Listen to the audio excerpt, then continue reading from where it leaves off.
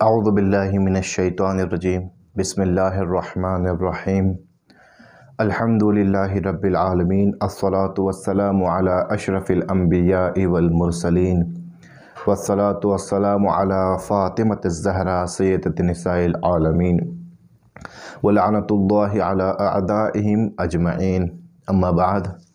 ناظرین اکرام، سلام علیکم ورحمۃ اللہ۔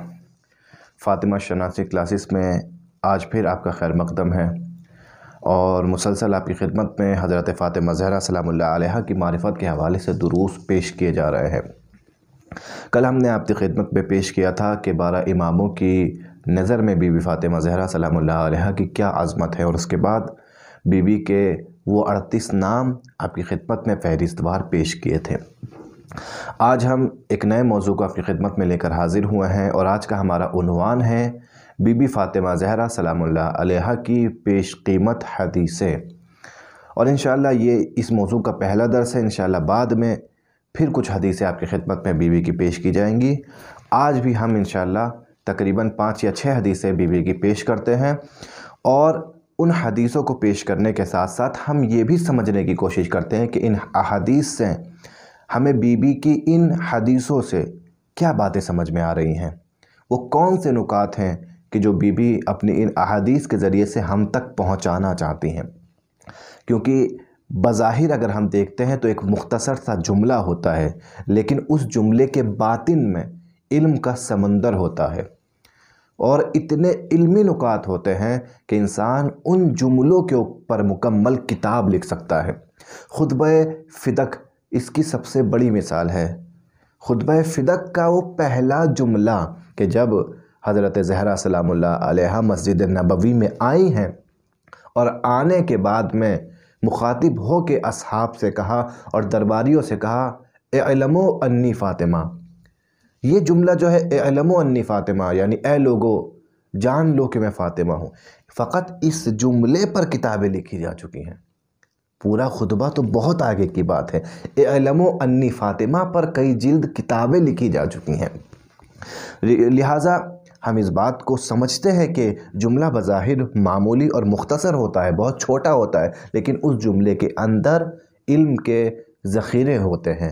اگر انسان سمجھنے کی طاقت و قوت رکھتا ہے، بصارت اور بصیرت رکھتا ہے، تو ان جملوں کی نزاکتوں کو اور ان جملوں کے نکات کو سمجھ سکتا ہے۔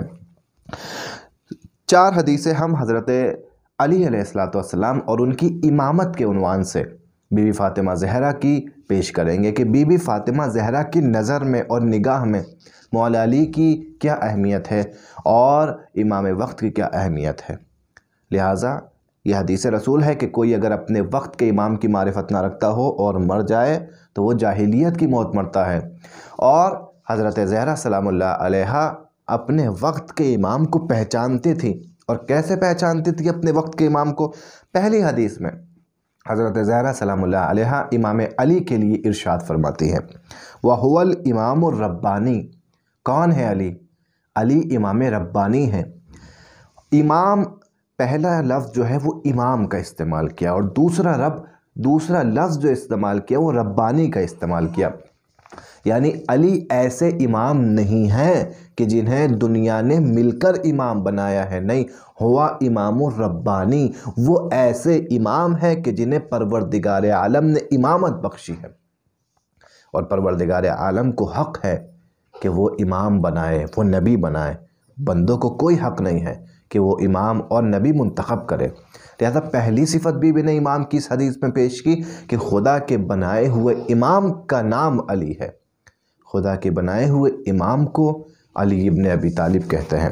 والہیکل النورانی، اور علی ایک نورانی پیکر اور نورانی ہستی کا نام ہے۔ بظاہر تمہیں یہ تمہارے جیسے نظر آئیں گے، لیکن یہ تمہارے جیسے نہیں ہے، لیکن یہ ایک نورانی شخصیت ہے کہ جو پروردگار عالم نے جسے اپنے نور سے پیدا کیا اور تمہاری ہدایت کے لیے زمین پر بھیجا۔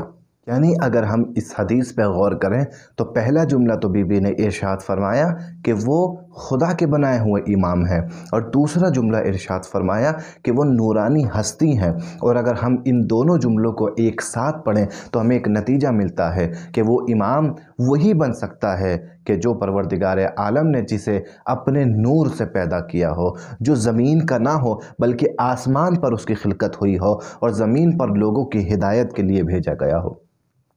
یعنی وہ رہبر اور امام وہی ہو سکتا ہے کہ جو نورانیت رکھتا ہو۔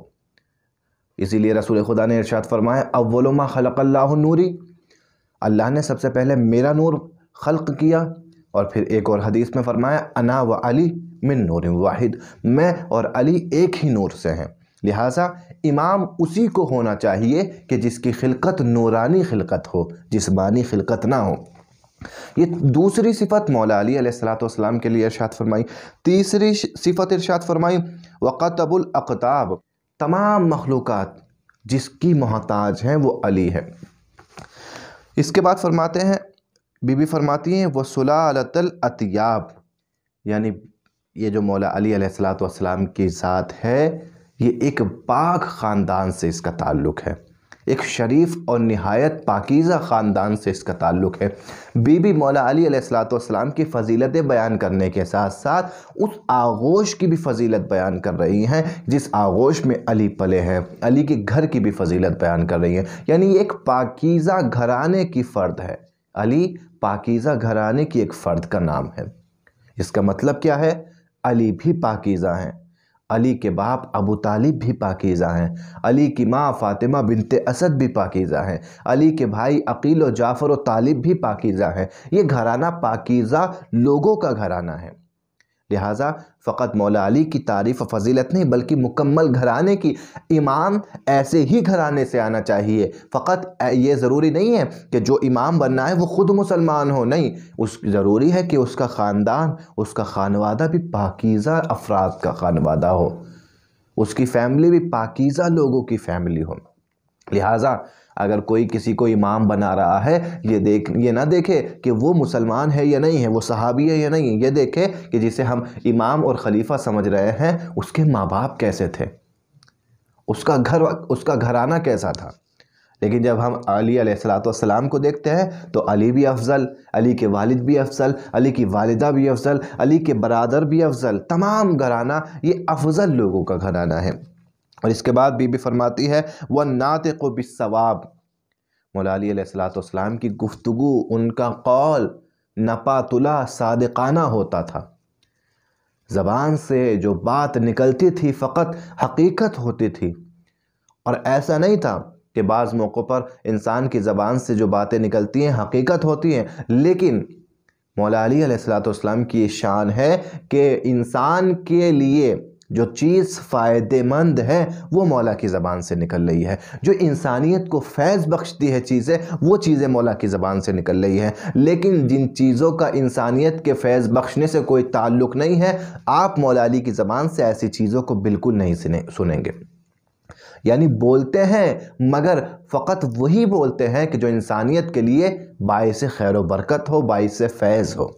یہ مولا علی علیہ السلام کے کلام کے اوپر اور ان کے بیان کے اوپر بی بی کی گفتگو ہے۔ اور پھر فرماتی ہیں نقطۃ دائرۃ الامامیہ، اور یہ تمام اماموں کے لیے نقطہ مرکزیت رکھتے ہیں۔ نقطہ مرکزیت تمام اماموں کے لیے کون ہے؟ حضرت علی علیہ السلام۔ اس لیے ہم کہتے ہیں کہ تمام ائمہ کے القاب ہم ایک دوسرے کو دے سکتے ہیں، جیسے امام حسین کے لیے کہتے ہیں شہید ہیں، لیکن امام زین العابدین کو بھی شہید کہہ سکتے ہیں۔ امام زین العابدین کو کہتے ہیں سید الساجدین ہیں، امام حسین کو بھی سید الساجدین کہہ سکتے ہیں۔ امام جعفر صادق کے لیے کہتے ہیں صادق ہیں، لیکن امام موسیٰ کاظم کو بھی صادق کہہ سکتے ہیں۔ لیکن مولا علی کا لقب جو ہے امیر المؤمنین، یہ لقب ہم کسی اور امام کے ساتھ استعمال نہیں کر سکتے۔ کیوں؟ کیونکہ یہ لقب مخصوص ہے حضرت علی کی ذات سے۔ کیوں؟ کیونکہ حضرت علی امام بھی ہیں اور 12 اماموں میں نقطہ مرکزی بھی علی رکھتے ہیں۔ امامت علی کے ذریعے سے تمام اماموں تک پہنچی ہے۔ یہ بی بی فاطمہ زہرا کی پہلی حدیث جس میں امام علی علیہ السلام کی امامت اور امام کی فضیلتوں کو بی بی نے بیان کیا ہے۔ ہم علی علیہ السلام کی فضیلتیں اکثر و بیشتر سنتے رہتے ہیں، لیکن بی بی کی زبان سے جو فضیلتیں بیان ہو رہی ہیں ان کو سننے کا اور ان کو سمجھنے کا لطف اپنی جگہ پر ہے۔ دوسری حدیث میں بی بی ارشاد فرماتی ہیں، بی بی کی زبان سے جملہ واقعاً ان السعید حق السعید کل السعید من احب علی فی حیات و بعد موت۔ بے شک ان السعید کامیاب ہے وہ، سعید یعنی کامیاب، سعید یعنی خوشبخت، حق السعید حق ہے اس کا کہ کامیاب ہو، کل السعید مکمل کامیاب ہے، یعنی تاکید پہ تاکید بی بی استعمال کر رہی ہیں۔ بے شک وہ کامیاب ہے، اس کا حق ہے کامیاب ہو جائے، مکمل طور پر کامیاب ہے۔ کون کامیاب ہے؟ من احب علی فی حیات، جس نے علی سے محبت کی علی کی زندگی میں۔ لیکن بات اگر یہاں تمام ہو جاتی تو ہمارے لیے مشکل ہو جاتی، اسی لیے بی بی نے یہاں پر بات تمام نہیں کی۔ من احب علی فی حیات ہی و بعد موت، چاہے زندگی میں محبت کرے علی سے، چاہے مرنے کے بعد علی کی شہادت کے بعد علی سے محبت کرے، وہ انسان خوش نصیب اور سعادت بخش ہے، وہ انسان کامیاب ہے کہ جو علی سے محبت کرے۔ اور اس کے بعد دوسرا جملہ ان الشقی حق الشقی کل الشقی، بے شک شقی اور بدبخت ہے وہ انسان، اس کا حق ہے کہ بدبخت کہلائے، مکمل بدبخت ہے۔ کون بدبخت ہے؟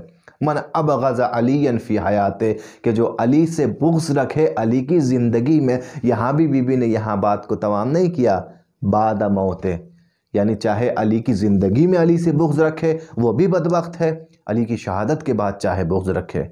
یعنی آج بھی اگر کوئی اپنے دل میں علی سے بغض رکھتا ہو تو اسے اس حدیث کے ذیل میں بدبخت کہا جائے گا، یعنی یہ افراد شقی افراد ہیں۔ کون افراد؟ کہ جو علی سے بغض رکھتے ہیں، اور وہ افراد کہ جو علی سے محبت رکھتے ہیں وہ سعید افراد ہیں۔ یہ بی بی علیہ السلام مولا علی علیہ السلام کی معرفت لوگوں تک پہنچا رہے ہیں۔